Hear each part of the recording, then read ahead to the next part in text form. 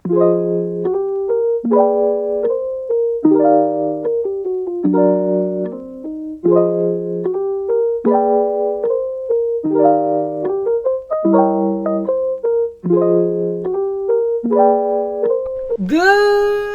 afternoon guys. Kanina sasabihin ko dapat good morning pero good afternoon. Ano ba to? Bakit lagi na lang yan? So maganda setup natin ngayon.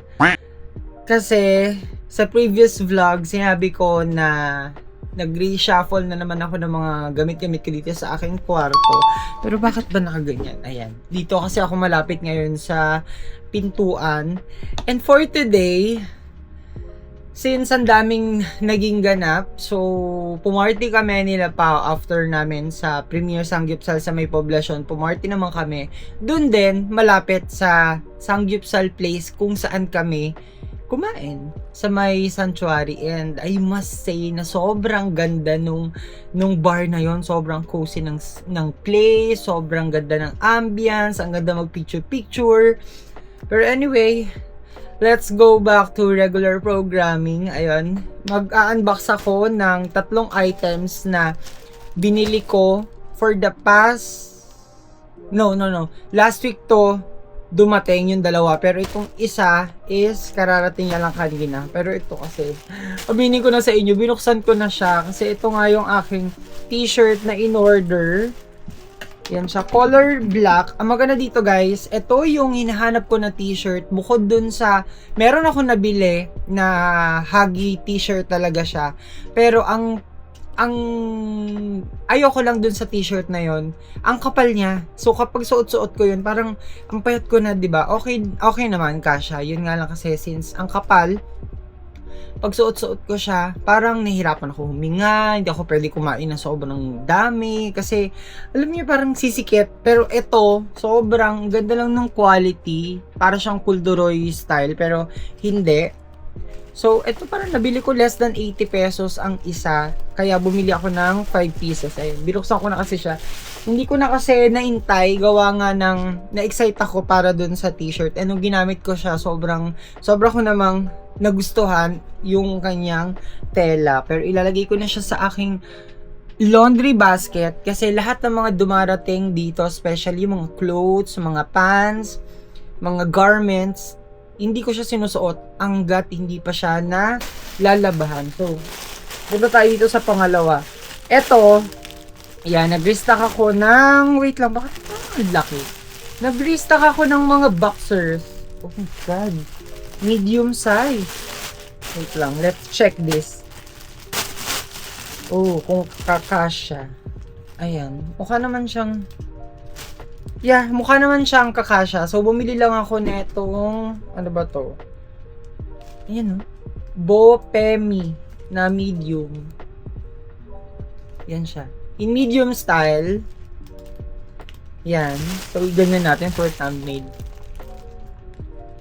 Yan. In medium, bumili lang ako ng 12 pieces. 1, 2, 3, 4, 5, 6. Tama ba? 1, 2, 3.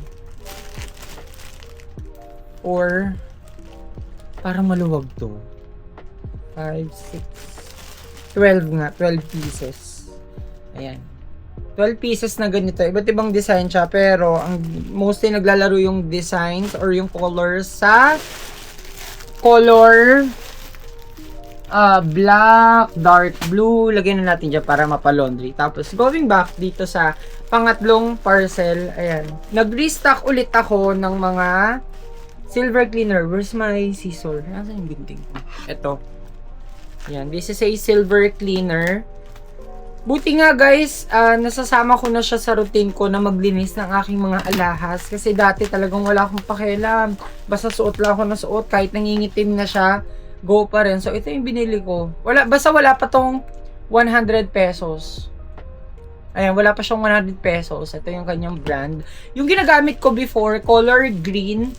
Pero sabi ko, let's try na gumamit naman itong color blue na packaging.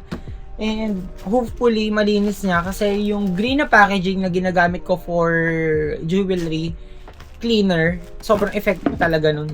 Ooh, may matatapon. Open natin.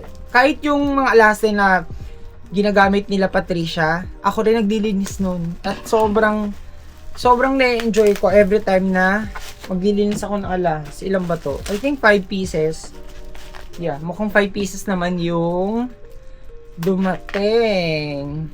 Ayan. So, ang plan ko for this week, which is last week na ng November.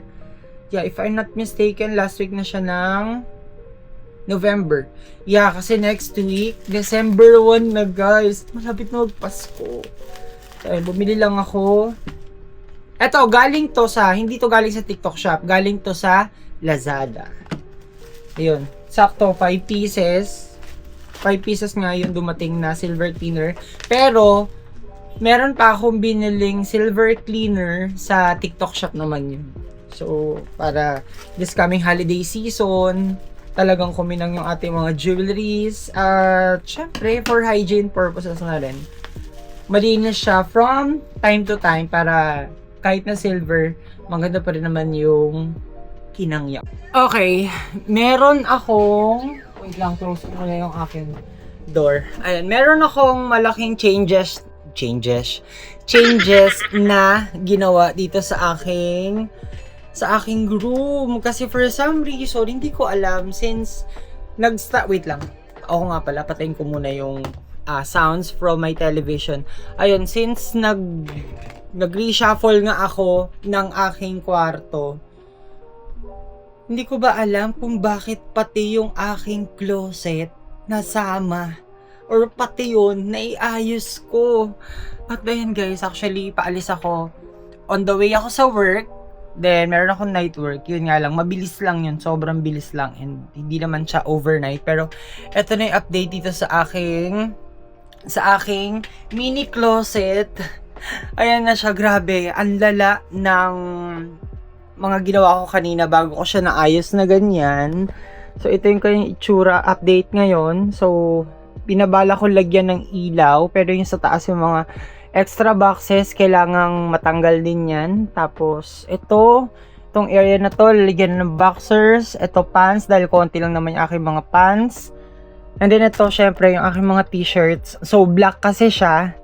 And dito sa area na to, yung ibang mga t-shirt na, ba't diba yung kulay, para hindi masakit sa, si daddy yun. Para hindi masakit sa mata. And dito naman, sa second to the last layer is yung aking mga bed sheets, mga kumot, mga pillowcases.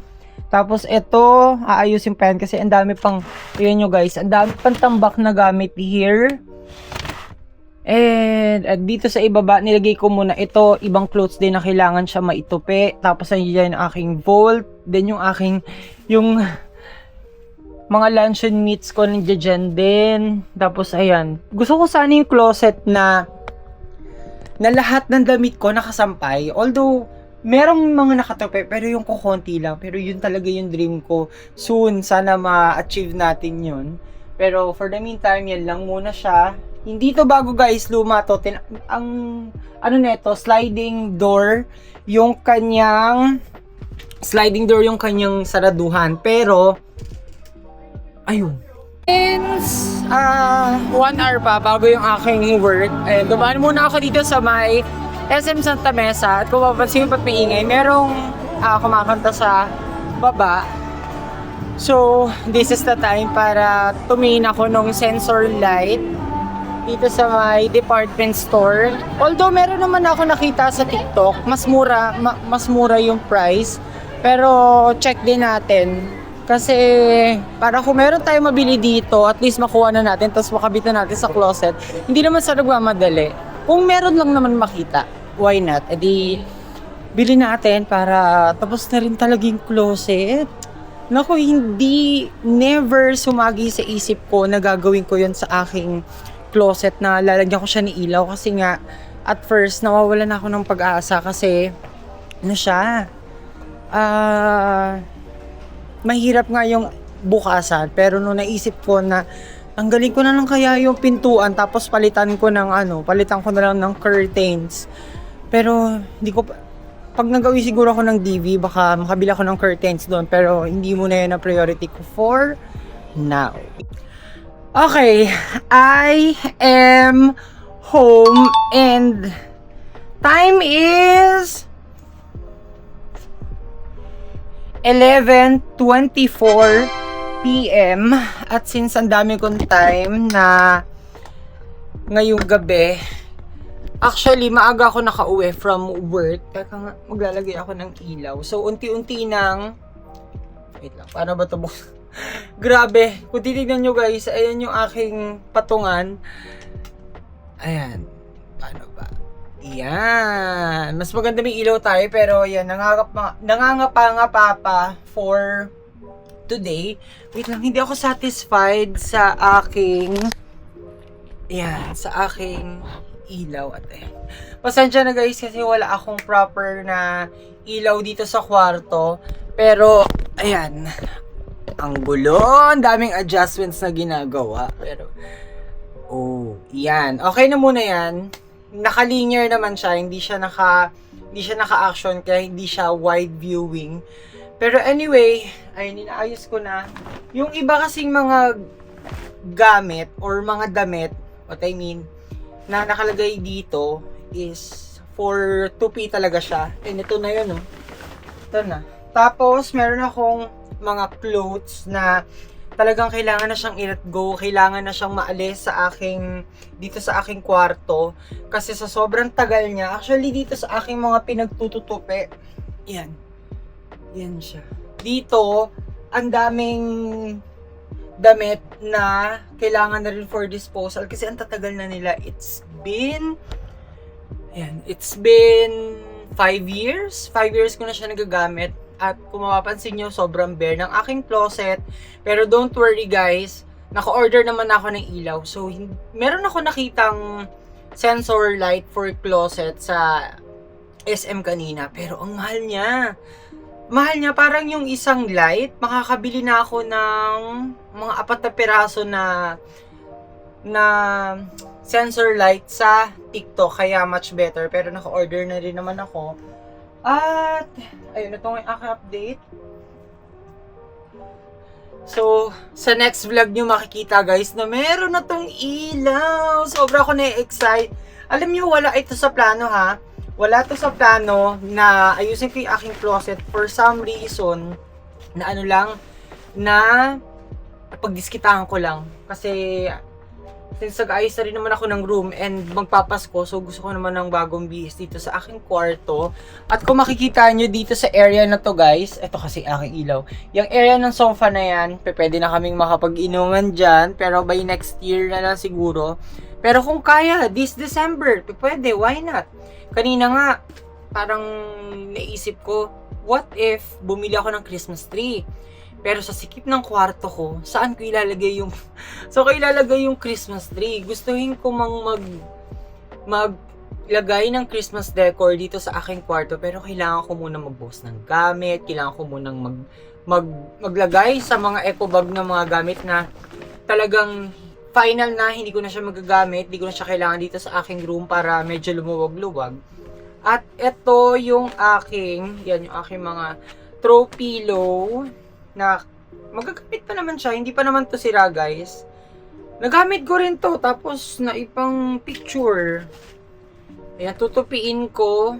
Pero as much as possible, kung bibili man ako ng another pillowcase, gusto ko yung medyo Christmassy yung kanyang vibes. Para naman, syempre, last week na ng November. So next week, it's December. Ayun, ang bilis ng panahon guys. Parang kailan lang. Parang ito mga nakaraan, nasa kalagitnaan pa lang tayo ng taon. Tapos, ayun, magpapasko na. Kaka-happy lang. And I'll make sure na this Christmas, sobrang magiging memorable to for me and for my mga kapatids. So, pinost ko yung vlog kasi nanonood ako kanina vlog eh. Halos wala na siyang laman. Meron lang mga socks, pero kailangan kong isipin kung anong socks yung kailangan kong i-alis. Wait lang, 3 to eh. 3 yung aking hat. Nawawala isa. Ito yung Christian, and then ito yung Gucci. So, ayan. Wait lang. Talagang kapa-kapa eh. Tapos meron pa ako here na yung mga ganito na dust bag, hindi ko na siya pinagtatatapon ko na rin. Kasi kalat na rin. So, etong mga clothes na hindi ko siya madalas na nasusuot kasi pag nasa bahay ako, mas gusto ko ito, yung naka-polo lang. Ang dami kong polo guys na may print na talagang na-raw eye ko na siya. Nagamit ko na siya ng ilang beses, na paulit-ulit. So, ito, yan. Nag-iisip pa ako kung bibilan ko ba to ng yung drawer para matago or paano ba. Or ganyan na lang. Pero dito ko ilalagay. Nako, sana lang mapanindigan yan, no? Kasi baka mamaya sa una lang. Hindi pa tumatagal. Ang dami na.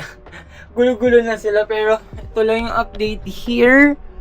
Yan. Ito yung sinasabi ko sa inyo ng mga clothes na hindi masyado nagagamit. Kasi ang mas nagagamit ko is itong mga polos. Tapos ito yung aking mga blacks. Napakita ko na to kanina. Dito sa taas, hindi ko alam kung ano yung mga pwede ko pang ilagay here. Pero, yan. Imagine nyo guys na meron na siyang ilaw. Sobrang ganda. Eto na. Dito naman sa side na to, talagang dahil malikot nga ang aking sarili ngayon. So, inayos ko na rin lahat ng mga nakalagay doon. Wag nyo nang pansinin yung plato dyan. Lahat na nakalagay doon na canned goods or mga delata, like this one, nilipat ko siya dito sa itong drawer na binili ko sa yan, lapit natin. Itong drawer na binili ko sa TikTok. So, dito sa unahan, ito na yung, ayun, meron akong cheese. Meron akong, syempre, nag-advance ako ng queso de bola for Christmas. Tapos, sa mga spreads.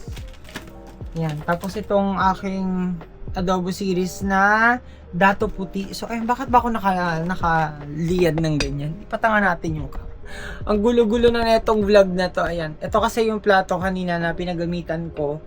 Pero later, ayusin ko tong aking office / kainan area / ayun. Nagamit ko na siya for edit kasi last time ng setup dito sa aking kwarto, nakaupo lang ako sa sofa, tapos hawak-hawak ko yung aking laptop kapag nag-i-edit. Hindi katulad ngayon na nadidito na siya sa table, tas sa kagandahan, kitang-kita ko na yung TV. And ito, pinili ko na ilagay na lang talaga dito tong drawer para accessible sa akin pag kumakain ako, tapos meron akong gusto idagdag na ulam.